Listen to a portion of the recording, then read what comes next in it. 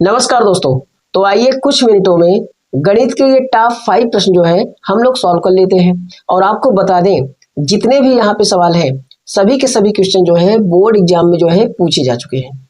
तो आप सोच सकते हैं कि ये पांचों क्वेश्चन जो है आपके लिए कितने इंपॉर्टेंट हैं, और आपको मैं स्टेप बाय स्टेप बताता चलूंगा कि कैसे इसे जो है सॉल्व करना है। तो आइए जो है सबसे पहले जो है हम पहले वाले क्वेश्चन को जो है सॉल्व करते हैं। यहां दिया गया है किसी गोले का वक्र पृष्ठीय क्षेत्रफल 452 सही 4/7 वर्ग सेंटीमीटर है। उसकी त्रिज्या होगी, ध्यान दीजिएगा, पहले यहां गोले की बात हो रही है और यहां दिया गया है वक्र पृष्ठीय क्षेत्रफल।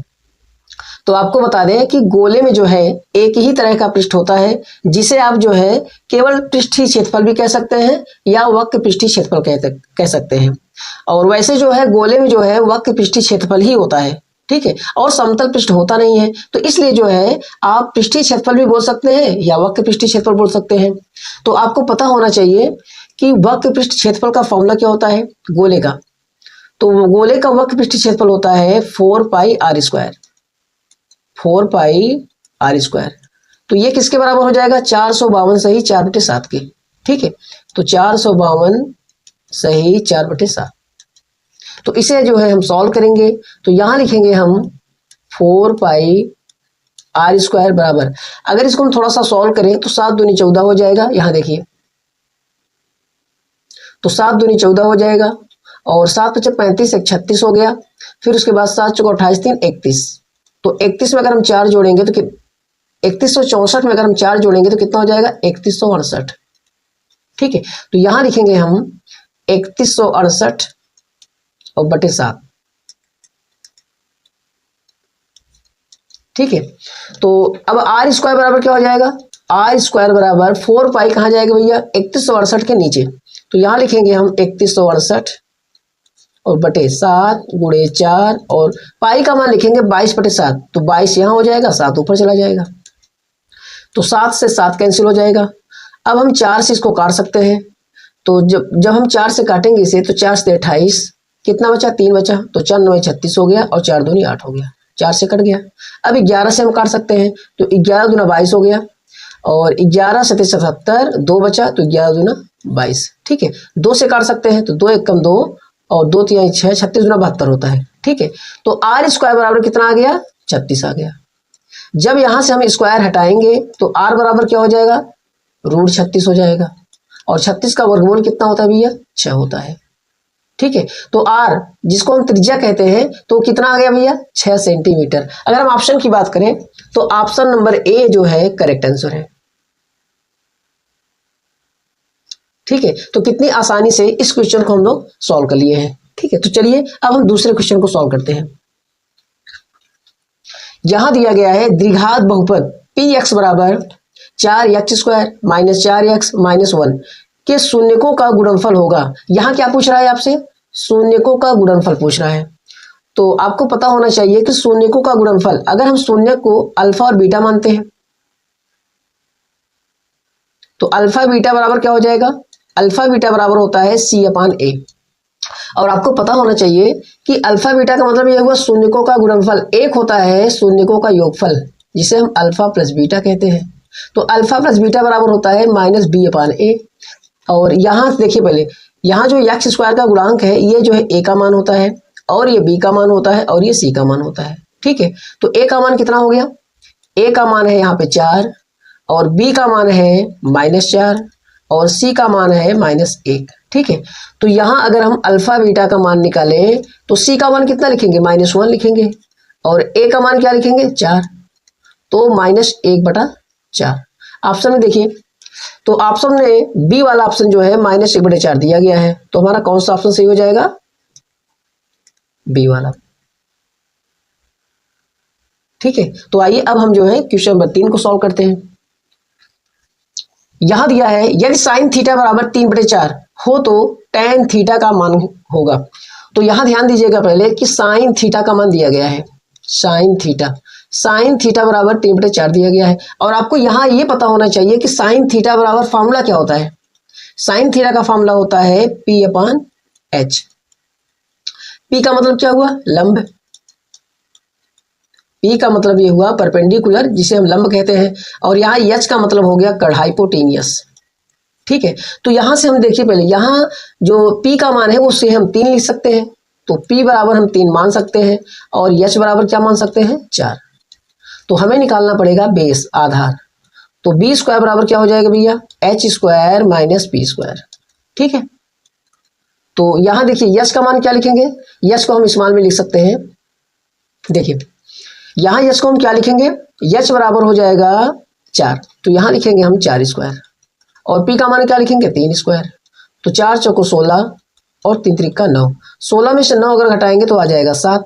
यहाँ b बराबर हो जाएगा, जब यहाँ से स्क्वायर हटेगा तो 7 के ऊपर रूट लग जाएगा, तो b का मान कितना आ गया √7 आ गया। अब हमें निकालना है tan थीटा का मान, और tan थीटा बराबर होता है p/b, लंब बटे आधार।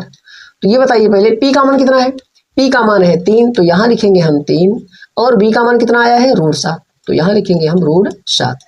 ऑप्शन देखिए पहले, ऑप्शन में जो है ए वाला ऑप्शन जो है करेक्ट आंसर है। तो कितनी आसानी से जो है क्वेश्चन सॉल्व होते जा रहे हैं। ये सब क्वेश्चन ये बोर्ड एग्जाम में आए हुए प्रश्न हैं। ठीक है, चलिए क्वेश्चन नंबर 4, रैखिक समीकरणों के एक युग्म x माइनस वाई बराबर 8, 3x माइनस 3y बराबर 16 के हलों की संख्या होगी। इसमें हमसे पूछ रहा है हलों की संख्या। ठीक है, तो हलों की संख्या यहां हम आपको बता दें कि जब भी अगर ऐसा सवाल आए तो इसमें जो है 3 तरह के हल होते हैं, या तो जो है एक हल होगा, या तो अनेक हल होगा,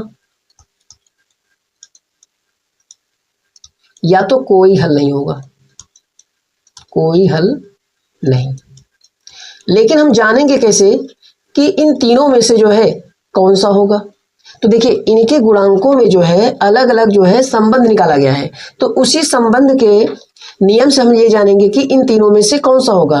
तो इसमें सबसे पहले आप ये करेंगे कि जैसे पहला समीकरण दिया है x माइनस वाई बराबर 8 ना, तो यहां से जो है हम मान निकालेंगे, जैसे कि x माइनस वाई 8 को हम ऐसे लिख सकते हैं, x माइनस वाई और 8 को हम इधर कर सकते हैं, तो ये हो जाएगा x माइनस वाई माइनस 8 बराबर 0, इसे हम मानेंगे पहला समीकरण।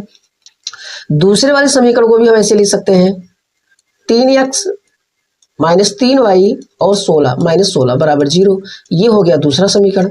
अगर हम यहाँ से a1 a2 और b1 b2 c1 c2 का मान निकालें तो यहाँ हम लिख सकते हैं, क्या लिखेंगे a1 बराबर, तो a1 बराबर यहाँ से निकालेंगे x का गुणांक जो होता है a1 बराबर 1 है, और b1 बराबर क्या हो जाएगा, b1 जो है y का गुणांक होता है पहले वाले समीकरण से, तो यहाँ हो जाएगा -1, और c1 बराबर हो जाएगा -8।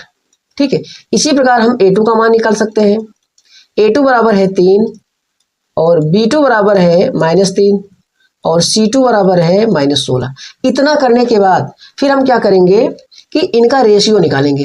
रेशियो कैसे, सबसे पहले हम निकालेंगे a1/a2 का मान। तो अगर हम a1/a2 की बात करें तो यहाँ a1 का मान 1 है और a2 का मान 3 है, तो a1/a2 का मान आ गया 1/3। अब हम निकालेंगे b1/b2 का मान। तो अगर हम b1/b2 की बात करें तो -1 और -3 हो जाएगा, तो माइनस से माइनस कैंसिल, ये भी आ गया 1/3। अब हम निकालेंगे c1/c2 का मान, तो c1/c2 कितना हो जाएगा -8 बटे -16, माइनस से माइनस कैंसिल, 8 एकम 8, 8 दूनी 16, ये आ गया 1/2। तो यहाँ ये बताइए पहले a1/a2 और b1/b2 ये दोनों बराबर है, मतलब कि a1/a2 बराबर है b1/b2 के। ठीक है, और c1/c2 बराबर नहीं है, तो यहाँ हम लिखेंगे ऐसे नॉट इक्वल c1/c2। ठीक है, अगर इस तरह का जो है प्रतिबंध निकलता है तो इसका मतलब होता है कोई हल नहीं। ठीक है, अगर इस तरह का प्रतिबंध निकलता है तो इसका मतलब होता है कोई हल नहीं। अगर ये तीनों बराबर होते तो इसका मतलब क्या हो गया, कोई हल नहीं, कोई हल नहीं।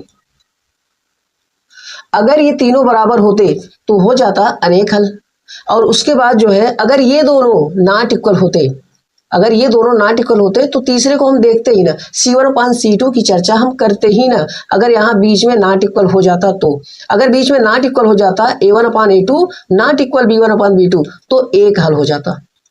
ठीक है, लेकिन जब ये दोनों बराबर हो जाते हैं तो हम c1/c2 को भी लेते हैं, तो यहाँ अगर C1/C2 नॉट इक्वल हो जाता है तो ऑप्शन हो जाता है कोई हल नहीं। ठीक है, तो यहाँ हम जो है अगर ऑप्शन की बात करें तो हमारा बी वाला ऑप्शन जो है कोई नहीं ऑप्शन दिया गया है।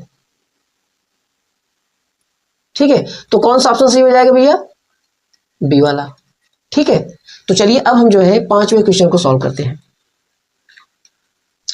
देखिए यहां दिया है 1 - tan स्क्वायर ए अपॉन 1 - cot स्क्वायर ए का मान होगा। इसे हम आराम से सॉल्व कर सकते हैं।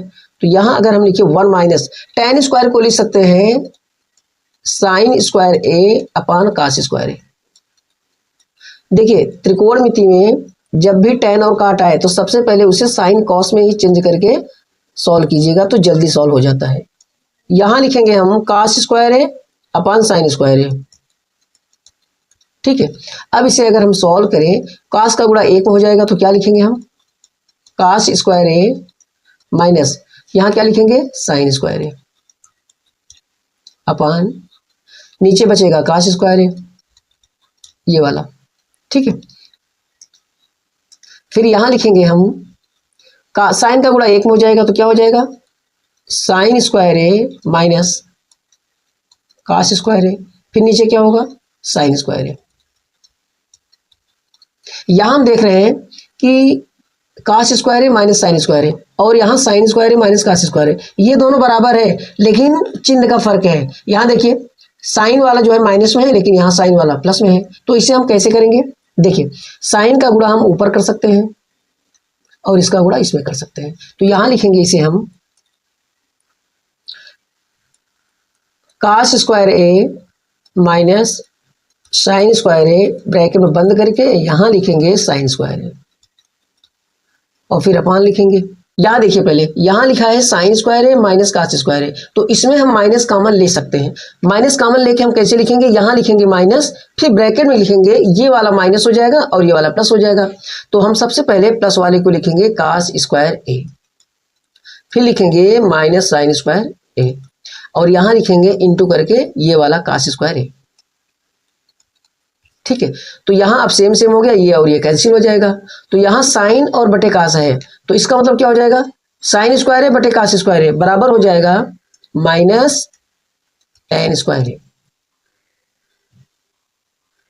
ठीक है, अगर हम ऑप्शन की बात करें तो हमारा बी वाला ऑप्शन जो है करेक्ट ऑप्शन है। ठीक है, तो इस तरह जो है हमारा जो है कौन सा ऑप्शन सही है? बी वाला। ठीक है, तो इस तरह जो है हमने अपने सभी क्वेश्चन जो है सॉल्व कर लिए हैं। अगर आपको वीडियो अच्छा लगा हो तो लाइक शेयर और सब्सक्राइब करना मत भूलिएगा। तो चलिए मिलते हैं अब नेक्स्ट वीडियो में।